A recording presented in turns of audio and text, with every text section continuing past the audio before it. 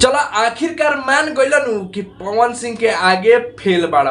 अब हम ऐसे कहतनी कि आज 2 गाना रिलीज भइल बा, हमरा धुरंधर भैया के आ पवन भैया के गाना के नाम है एके ओढ़निया आ धुरंधर भैया के गाना के नाम है सजानावा।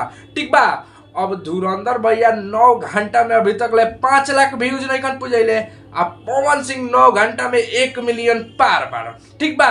अब ई लोग पता बा का कहतलू, ई लोग कहतलू कि पवन सिंह जानबूझ के गाना क्लेश करावेलन, जानबूझ के। अरे अब हम का कही, माने हरदमसी से ही देखल आयल बा कि जब पवन सिंह के गाना के रिलीज के डेट आवेला तले एगो औरी आज पोस्टर आ जाओ, कल गाना आ जाई, एंगा होला नु।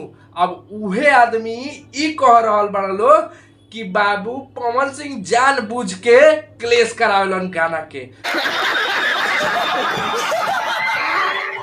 बाबू एगो बात कही, पवन सिंह या खेसारी लाल यादव के गाना रिलीज होखो आ कंट्रोवर्सी ना होखो ऐसा होए नहीं के सकत। तब दोनों गाना जौन बा उ हम सुन लेले बानी, या बात कइल जाए दोनों गाना कैसन बा। सबसे पहले बात कइल जाए एके ओढ़निया के बारे में। तो एके ओढ़निया गाना तब लोग पता होई, हम पहले भी बतैले रहनी कि गाना जौन बा उ चोरी हो गई रहे। तो कुछ दिन रुक के जौन चोरी कइले रहे उ तो अपन का जाने कहाँ ले गइल, तो कुछ दिन रुक के एज फिल्म द्वारा आज रिलीज कइल गइल है।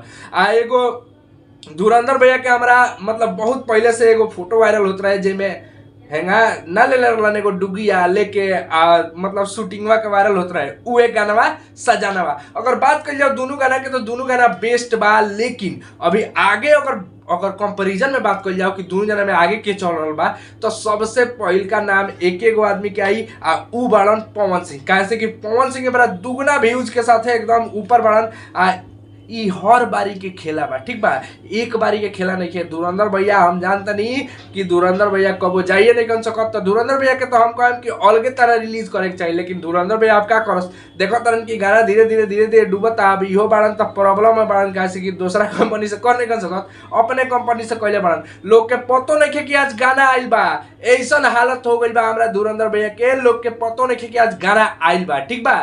तो दोनों गाना में टक्कर में जौन बा एबरा पवन सिंह आगे चल रहा बाड़न। आ गाना जौन बात कर जाओ दोनों गाना मस्त बा, दोनों गाना के वीडियो जौन बा उहो दोनों जना के गाना के वीडियो मस्त बा। लेकिन एगो होला नु कि पावर यही जैसे शुरू होला आ पावर केहू और ही ना ले जाई, तो उहे हाल भइल बा। बाकी तारा लोग के पक्का विचार बा, आई लो रोना तो रोबे करी लो। हम धुरंधर भैया के जितना चमचा बड़ा, अरे जानबूझ के पवन सिंह कॉलेज नु करावलन ओ गाना ना, तो हमार गाना एकदम मिलियन ट्रिलियन में जाई।